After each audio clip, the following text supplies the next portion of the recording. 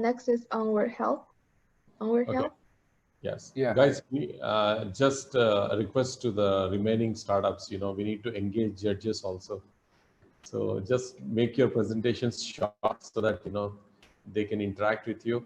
So just talk about core of your product, bit of traction, and let's let they too have some interaction with you.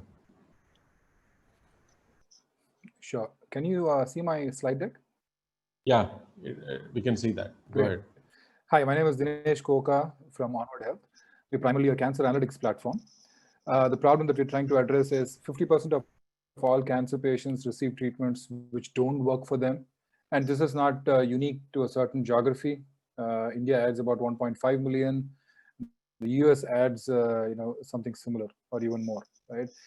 And just to give you an example, like I said, it's not unique to India. For example, a hypothetical patient, Suzanne, the data is, actually underwent delay in her treatment of actually getting cancer treatment because her cancer treatment decision got delayed because there were not enough pathologists to report on her biopsy test and give the report in a timely manner. And the data, this example is from a real live case that happened in the UK, where we actually have shortage in the number of pathologists.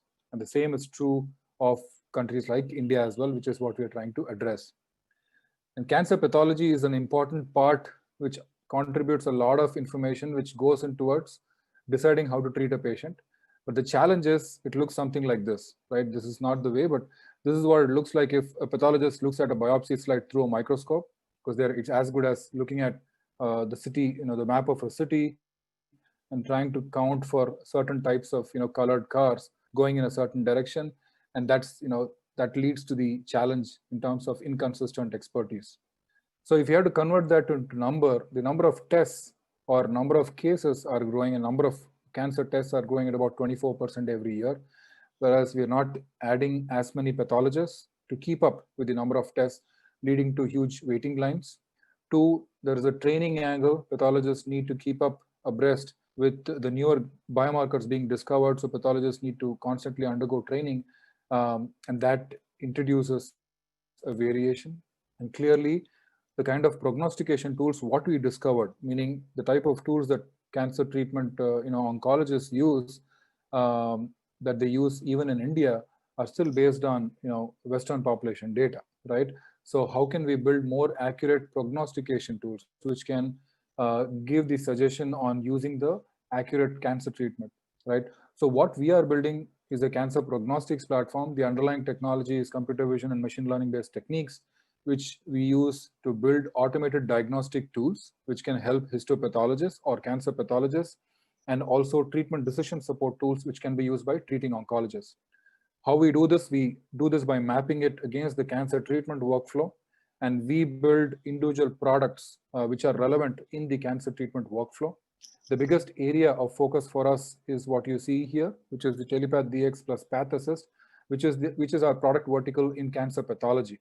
Like I said, because cancer pathology delivers the maximum amount of information which goes into deciding how to treat a patient. What we are building within the cancer pathology space is a full stack solution where the bottom layer is a pathology workflow solution called Telepath DX, which helps labs and providers to leverage their digital pathology network and primarily get benefits optimization out of their reporting network, and also enable a hub and spoke model where the pathologist at the hub or the lab is able to connect to the remote labs and provide better access to quality diagnostic reporting services. And on top of that, we are enabling the AI tools that we are building. Our core focus is building these computational tools, which looks at the biopsy slide and helps pathologists do their job faster and with higher accuracy. So for example, the reason we are confident about this is because we build these in collaboration with leading cancer institutes.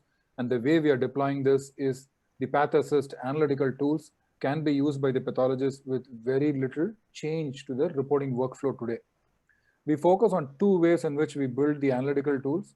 The box here, the purple box, is AI tools in existing set of tests like Pap smear, which is used for cervical cancer screening, reading a biopsy slide, which is your normal tumor tissue, and also IHCs, right?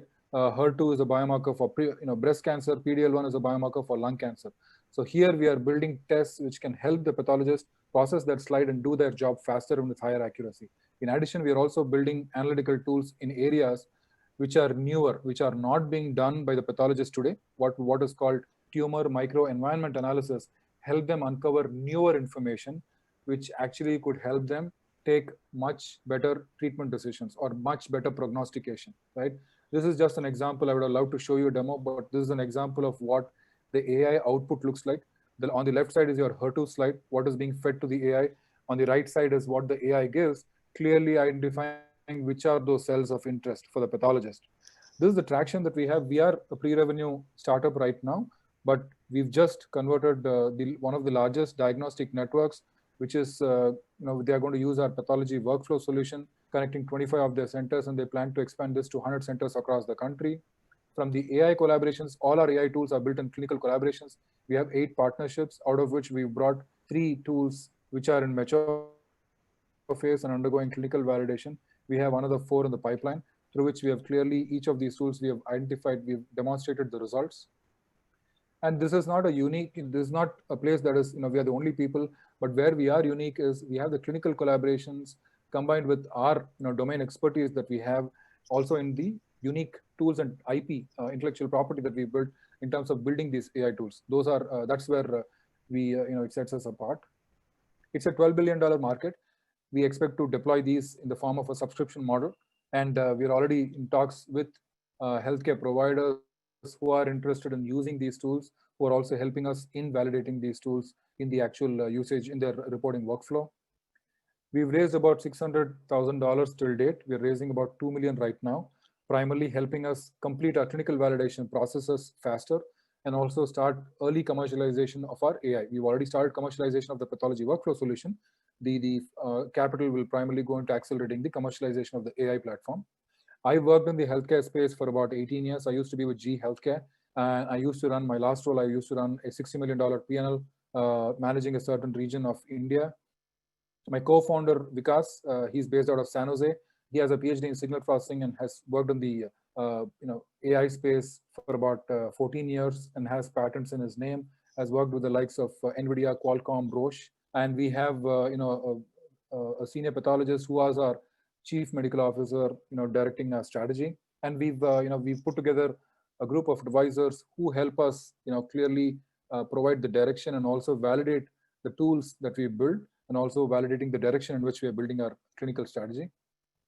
Courtesy of having worked in this space, obviously we have a few partners who help us make progress in our journey. And we've been lucky enough to get some recognitions for the kind of technology and the products that we build. Thank you for your time. Happy to take your questions. I have a question. Are there any considerations with the FDA in what you're doing? Yes. So currently our focus for the US market is only out of the clinical collaboration that we have existing with the Yale School of Medicine as of now. We see from a US market standpoint, we see us entering the US market in about 18 months time. From an FDA standpoint, there is an approval process, which is what we will use this time to go through that. We are doing our clinical validations in India with cancer institutes. We already have some data coming out of our initial validation studies. We are taking them through a second level validation blinded studies within India, which will help us publish the initial set of results for each of these tools.